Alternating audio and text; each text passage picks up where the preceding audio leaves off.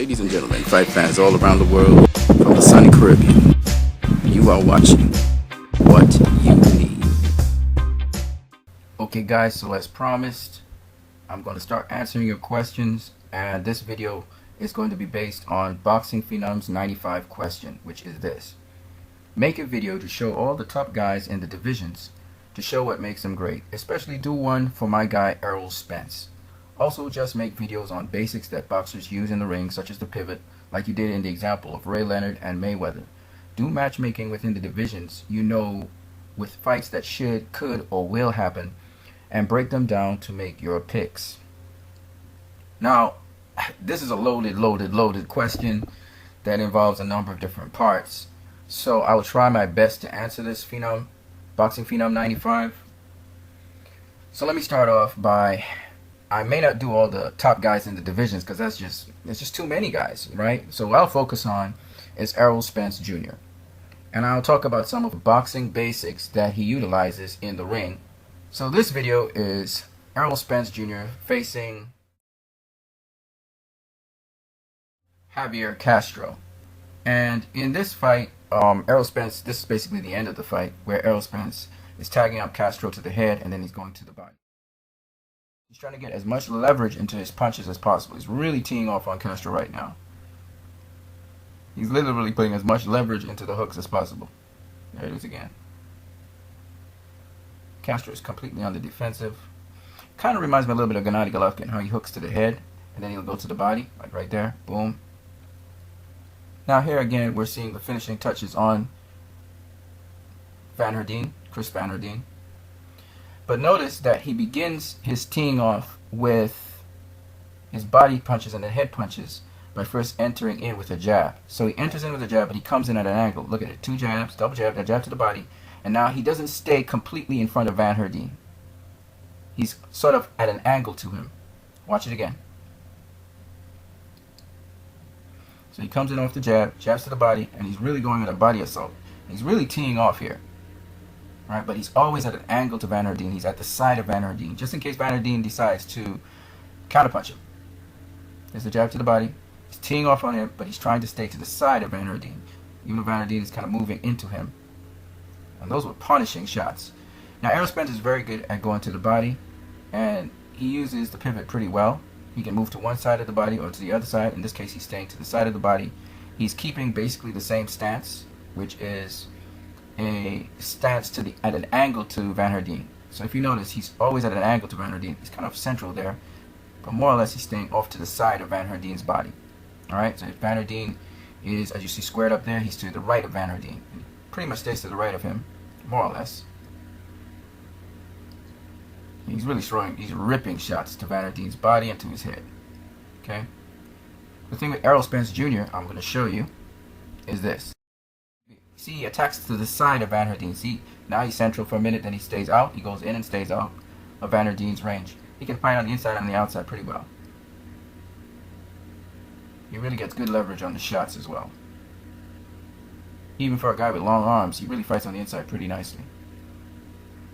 Now, let me show you what he's actually doing here once again, so you can understand what he's doing. He's mixing up head and body shots, but I want you to see something else. Now, he's a long guy. He jabs to come in on the inside, jabs to the inside, lands a left uppercut to the body, and then moves back. So he's not just staying there.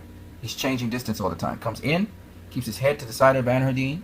Okay, watch the footwork again. Comes in at an angle, jabs to the body, lands a shot, moves out. Okay? Because Van Herden could counter him. See, he's slipping. Van Herden is slipping the shots. He's going under the shots. But he keeps on hitting him to the body. Watch it again. See, countered. That's the headshots. That's what finished it off. Slipping the shots. Van Herden gauges him with the jab. Always coming in off the jab.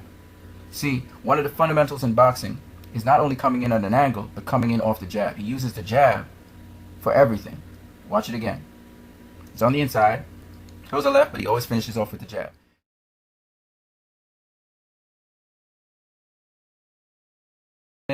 Uses the shoulder to keep distance, the forearm, jabs, and then throws the straight left. Here he is again using the forearm, which is a compressed jab. Uses the jab again to come in and then throw the left, and that takes him out. Watch it again. Jabbing to come in, use the forearm to keep distance, uses the left, uses the forearm, then uses the jab, then uses the straight left. So this is a very good practice to come in off your jab. He's fundamentally sound when it comes to that. You always close distance. You know, when you're doing those training exercises on the punching bag, go check out Eric Bradley or any of the other boxing channels I told you about, and they will show you Moreno Boxing, Fran Sands, the lady. All of them teach you these fundamentals. You come in off the jab. Even if you're on the outside and you're coming on the inside, always coming off your jab. And always finish off your combinations with the jab. Watch him pull back and use the jab. Well, in this case, Bernardine fell down. He jabs here, uses the forearm, which is a sort of compressed jab.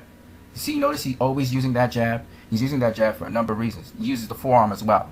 You can use the forearm or the jab. The forearm is like a compressed jab. It keeps distance. It keeps a certain spacing.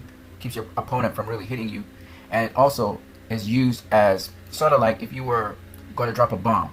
You need to know, or you need to target your opponent. Well, the jab is like the thing to find the range. It's like the targeting thing. Without the jab, a boxer's really blind. He can't really throw much. He needs to use the jab to find where his target is.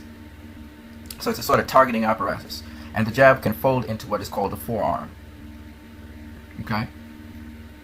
So Errol Spence, he really does the fundamentals really well here. He comes in also very well.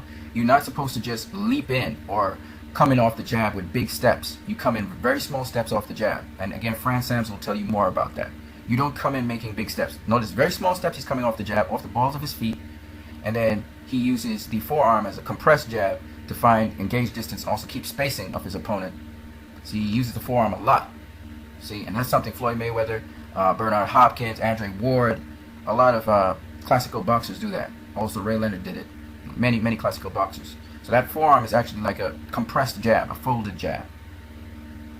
Alright, James Toney also used it. Alright, so that's the thing with Errol Spence. It's his use of leverage, how he works the body and works the head. He's a very long boxer. I think Errol Spence is like 5'10". So he actually has to collapse certain things to be able to fight on the inside because he's so long. So that because he's so long, he has to get that distance to leverage, and he does that by collapsing his arms so you can get short, compact leverage shots. Again, you have to have short, compact shots when you're boxing. It's not about long looping shots. It's about short, compact shots. You only use long looping shots to sort of blind your opponent, to shoot out of range so you can hit him with something else. But notice how he collapses his forearms to get on the inside. Floyd Mayweather has long arms as well, but how he's able to do that as well is to collapse the arms on the inside. So if you're a boxer, right, and you are long, like 5'10", 5'11", or you have long arms, 72-inch reach, 74-inch reach, you have to be able to collapse those arms to get on the inside and get the leverage and the shots you really want. So you must know how to do that as well. And Errol Spence is very good at doing that for a long, tall boxer that he is. He's also very defensively responsible. Alright? He does sometimes stay along center line. He has to be careful with that. But for the most part, he stays. See, his head is to the side of his opponent. That keeping your head to the side protects your head from getting countered, especially on the chin. Okay? Boy, this guy has great positioning as well. Great footwork positioning. He always stays to the side. If you notice, he's to the side of Van Herdeen. So there's a lot of stuff going on in here. I hope this helped you, Boxingphenome95, a little bit. But like I said, you need to run the drills for these things. It doesn't just come like that. I mean, this is something he's drilled, not just on the punching bag, but with pad work for the defensive part. Notice he moves out of the way of shots. See, he's moving back. He goes in and then back out. And that's something that's just, you have to drill that. That's something you have to drill. Okay?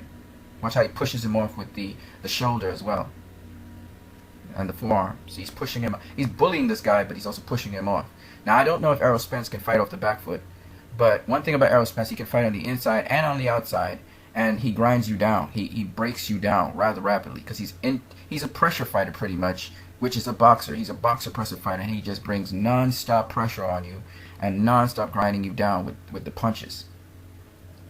He's a little different to Gennady Golovkin, but basically, again, a smart pressure fighter. He throws a lot more punches than Gennady does, and he's constantly active in a fight.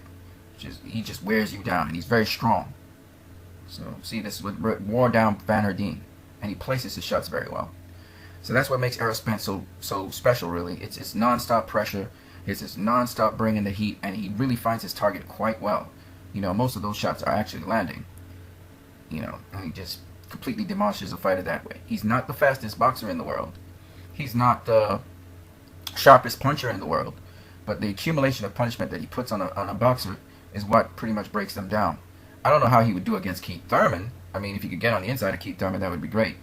Keith Thurman's a lot faster, and he's very, very awkward.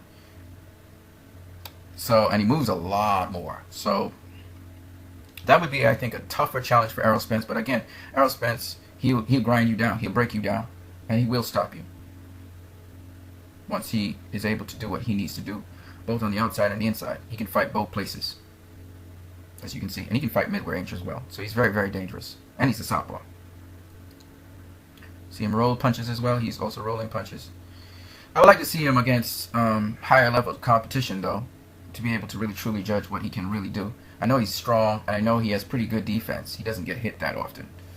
See, he rolled a punch there. Alright, guys, so I thought I kind of went overboard with Errol Spence. The next guy I'm going to talk about, Boxingphenome95, is going to be Vasily Lomachenko. And what makes him so special, he's also a very special fighter. Alright, you guys, have a great one. Leave your comments in the comment section below on anything else that you saw about Errol Spence here. There's so much to say. There's so much to say about this guy. But I just wanted to cover the fundamentals for you boxers who actually box and upcoming boxers. There's a lot of fundamentals he's putting down there. He's very solid with the fundamentals. Okay? He's using head control as well as body control with the lead hand. There's just a lot of things he's doing with that lead hand that I didn't really cover very well. So, alright, you guys. Have a great one.